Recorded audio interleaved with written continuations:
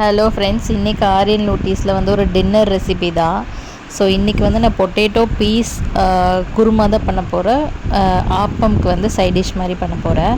So இன்றைக்கி நம்ம வீட்டில் டின்னர் வந்து ஆப்பமும் பொட்டேட்டோ பீஸ் குருமா தான். ஸோ இதுக்கு எப்படி பண்ணலாம், என்னென்ன இன்க்ரீடியன்ட்ஸ்னு சொல்லி பார்க்கலாம். ஸோ இது வந்து ஒரு பேஸ்ட் மாதிரி நம்ம அரைக்க போகிறோம். ஸோ அதுக்கு என்னென்ன வேணும்னா சீரகம், சோம்பு, குருமிளகு, கேஷ்யூ, ரெட் சில்லி 2 எடுத்திருக்கேன். அது கூடவே துருவன தேங்காய் இல்லைன்னா இந்த மாதிரி கட் பண்ண தேங்காவை வந்து ஒரு கிளாஸ் தண்ணி ஊற்றி நல்லா ஊற வச்சுருங்க. ஒரு 10 மினிட்ஸ் ஊறட்டும். அதுக்கப்புறமா நம்ம பேஸ்ட்டு மாதிரி அரைச்சிக்கலாம்.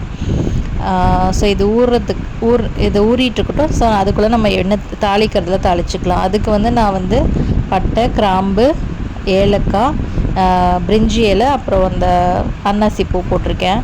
ஸோ அது எல்லாத்தையும் நம்ம ஆயிலில் போட்டு கொஞ்சம் ஃப்ரை பண்ணிக்கலாம். அது நல்லா சொட்டை ஆனதுக்கப்புறமா நம்ம ஆனியன் போட்டு ஒரு பெரிய சைஸ் பெரிய வெங்காயம் கட் பண்ணி வச்சுருக்கேன். ஸோ அதையும் இது கூட ஆட் பண்ணி நல்லா ஃப்ரை பண்ணிக்கலாம். ஸோ அந்த ஆனியன் வந்து நல்லா ப்ரௌனிஷாக ஆகிற வரைக்கும் ஃப்ரை பண்ணிக்கலாம். இப்போவே வேணும்னாலும் நீங்கள் கொஞ்சம் இஞ்சி பூண்டு பேஸ்ட் ஆட் பண்ணிக்கோங்க. நான் வந்து தக்காளி போட்டதுக்கப்புறமா ஆட் பண்ணியிருக்கேன். ஸோ நம்ம வந்து அவசரமாக சமைச்சிட்டு இருக்கும்போது இந்த ஆனியன் வந்து ஃப்ரை ஆகாது. அதுக்கு வந்து நீங்கள் மஞ்சத்தூள் இல்லைன்னா உப்பு போட்டு நல்லா ஃப்ரை பண்ணிங்கன்னா அது சீக்கிரமாக ப்ரௌனிஷ் ஆகிடும். ஸோ இதெல்லாம் ஒரு சின்ன சின்ன டிப்ஸ் தான். காலையில் அந்த மாதிரி டைமில் நம்ம அவசரமாக சமைச்சிட்டு இருக்கும்போது நமக்கு இந்த வேகிறது கொஞ்சம் லேட் ஆகும். ஸோ அந்த மாதிரி டைமில் வந்து நம்ம அந்த மாதிரி கொஞ்சம் சால்ட் இல்லைன்னா மஞ்சத்தூள் போட்டோம்னா ஆனியன் சீக்கிரம் ஃப்ரை ஆகிடும். ஸோ அதுக்கப்புறமா நான் இந்த தக்காளியை வந்து ஆனியன் கூட ஆட் பண்ண போகிறேன். ஸோ இது நல்லா ஃப்ரை ஆனதுக்கப்புறமா நான் கொஞ்சம் இஞ்சி பூண்டு பேஸ்ட் வந்து ஆட் பண்ணியிருக்கேன். அதுவும் வந்து இது கூட நல்லா மிக்ஸ் ஆகி அந்த ரா ஸ்மெல் வந்து போனதுக்கப்புறமா உருளைக்கிழங்கு, பட்டாணி அதையும் நம்ம ஆட் பண்ண போகிறோம். நான் வந்து அந்த பட்டாணி உருளைக்கிழங்கு போடுறதுக்கு முன்னாடியே இந்த தக்காளி வெங்காயத்துலேயே மசாலா பவுடர்லாம் போட்டேன். ஸோ அதுக்கு வந்து நான் மஞ்சத்தூள், மிளகாத்தூள், கொரியாண்டர் பவுடர், கரம் மசாலா, கொஞ்சம் சீரகத்தூள் அதெல்லாம் போட்டு நல்லா ஃப்ரை பண்ணிகிட்ருக்கேன். நான் இப்போ சால்ட் ஆட் பண்ணலைங்க.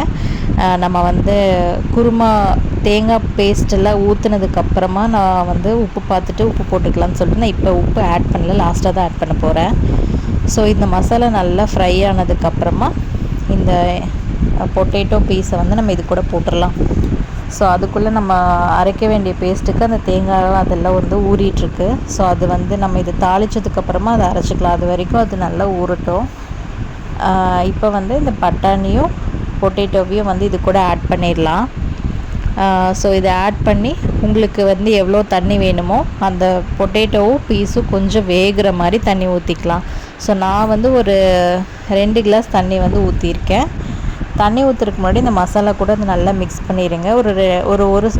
ஒரு நிமிஷம் அது மிக்ஸ் ஆனதுக்கப்புறமா மசாலா கூட பிளெண்ட் ஆனதுக்கப்புறமா தண்ணி ஊற்றிக்கோங்க. அதுக்கப்புறம் இந்த தேங்காய் பேஸ்ட் அரைச்சி வச்சதையும் அது கூட ஆட் பண்ணிவிட்டு அது கூட ஒரு 2 கிளாஸ் தண்ணி நான் ஆட் பண்ணியிருக்கேன். ஃபைனலாக கொத்தமல்லி போட்டு இறக்குனிங்கன்னா சூப்பரான இந்த பட்டாணி பீஸ் பொட்டேட்டோ குருமா வந்து ரெடி ஆயிடுச்சு. டேஸ்ட்டு ரொம்ப சூப்பராக இருந்துச்சு. நீங்களும் ட்ரை பண்ணி பார்த்துட்டு சொல்லுங்கள். எங்களுக்கு ரொம்ப பிடிச்சது ஆப்பமும் பீஸ் பொட்டேட்டோ கிரேவி தான் இன்றைக்கி செஞ்சுருக்கோம், குருமா மாதிரி ஸ்டைலில். ஸோ டேஸ்ட் ரொம்ப நல்லா இருந்துச்சுங்க. எங்கள் வீட்டில் இன்றைக்கி டின்னர் இது தான். நீங்களும் ட்ரை பண்ணி பார்த்துட்டு சொல்லுங்கள். இந்த வீடியோ பிடிச்சிருந்தா மறக்காமல் லைக் பண்ணுங்கள்.